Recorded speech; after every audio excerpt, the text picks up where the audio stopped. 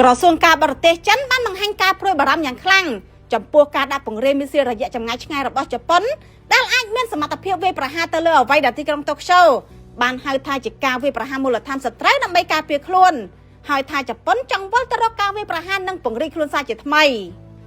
នេះប្រទេសជប៉ុនបានអះអាងថាខ្លួនកំពុងប្រឈមមុខទៅនឹងបរិយាកាសសន្តិសុខដ៏ធ្ងន់ធ្ងរនិងស្មុគស្មាញបំផុតនៅក្នុងសម័យក្រោយសង្គ្រាមដូច្នេះរដ្ឋមន្ត្រីការពារជាតិជប៉ុនលោកស៊ិនជីរ៉ូកូសាមីបានប្រកាសអំពីការដាក់ពង្រាយមីស៊ីលរយៈចម្ងាយឆ្ងាយដែលអាចមានសមត្ថភាពវាយប្រហារសត្រូវដែលជប៉ុនហៅថាមូលដ្ឋានសត្រូវនៅក្នុងខេត្តគូម៉ាម៉ាតូនិងស៊ីស៊ូការបស់ប្រទេសមីស៊ីលដែលត្រូវបានដាក់ពង្រាយនេះគឺជាប្រភេទមីស៊ីលថេប25បាញ់ចេញពីដីទៅកប៉ាល់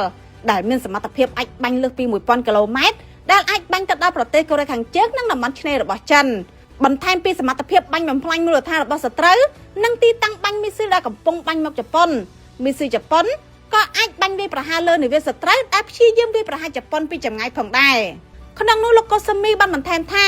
ជប៉ុនត្រូវតែបង្កើនសមត្ថភាពការពារខ្លួនពីការគំរាមកំហែងពីក្រៅតំបន់អ្នកនាំពាក្យក្រសួងការបរទេសចិនលោកស្រីម៉ៅនាងបានឆ្លើយតបកាលពីថ្ងៃពុធទី1មេសាថាទោះបីជាទីក្រុងតូក្យូប្រើប្រាស់ពាក្យដូចជាការការពារនិងការវាយបកក៏ដោយតែការដាក់ពង្រាយអាវុធវាយប្រហាររបស់ជប៉ុនបានលើសពីវិសាលភាពនៃការការពារខ្លួនរួចទៅហើយតាមការលើកឡើងរបស់លោកស្រីម៉ៅសកម្មភាពនេះបានរំលោភយ៉ាងធ្ងន់ធ្ងរទៅលើបទបញ្ញត្តិនៃឯកសារដែលមានអនុភាពច្បាប់អន្តរជាតិដូចជាសេចក្តីប្រកាសទីក្រុងកែសេចក្តីប្រកាសក្រុងផតស្តាមនិងឯកសារចុះចាញ់របស់ជប៉ុនហើយវាក៏រំលោភយ៉ាងធ្ងន់ធ្ងរទៅលើរដ្ឋធម្មនុញ្ញរបស់ជប៉ុន